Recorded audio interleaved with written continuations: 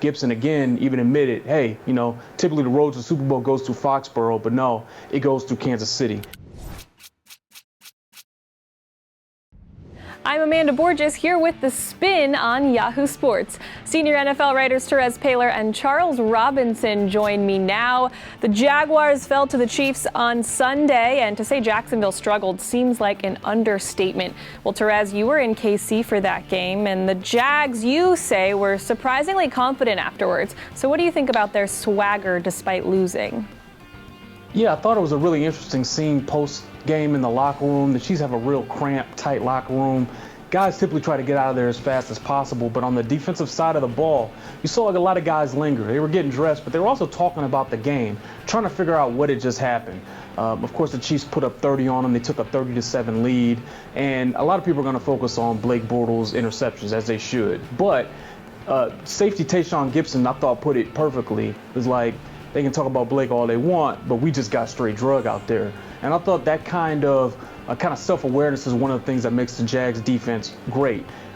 They were also complimentary of the Chiefs offense during a week where there had been trash talk between the two sides. Gibson, again, even admitted, hey, typically the road to the Super Bowl goes through Foxborough, but no, it goes through Kansas City. And he was actually one of many players who mentioned that they expect to be back there later in the season. So I thought it was a positive reaction based on what had just happened. They didn't seem undeterred at all. This is a strong, proud, confident group. And I think they truly do believe that if they see the Chiefs again, it'd be different. But of course, they got to get there first. Charles, let's rewind it real quick back to last week when you said comparing Mahomes and Bortles is like comparing a Ferrari to a food truck. Well, Bortles threw 4 picks, so do you feel like your comparison was justified? Well, somebody better call the health inspector because the food truck's got some problems. Obviously, we saw, look, the Jacksonville Jaguars defense, obviously they can maintain that swagger, but I thought what was really interesting to me was Jalen Ramsey came out and he tweeted, you can only control what you can control. Now, he tweeted that in the wake of the loss, and what Jalen Ramsey and that defense can't control, obviously, is Blake Bortles right now. And frankly, even the organization can't really control its tie to Blake Bortles. If bad Blake, if this continues, this seesaw, bad Blake, good Blake, terrible Blake, it's a big problem for the franchise because Blake Bortles is on the hook into 2019.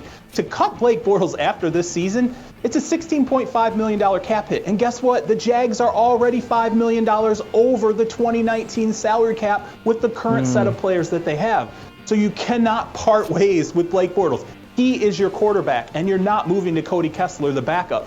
To me, I think the way the Jaguars solve this, you go back to Super Bowl 35. Trent Dilfer, obviously not an elite level quarterback, just adequate.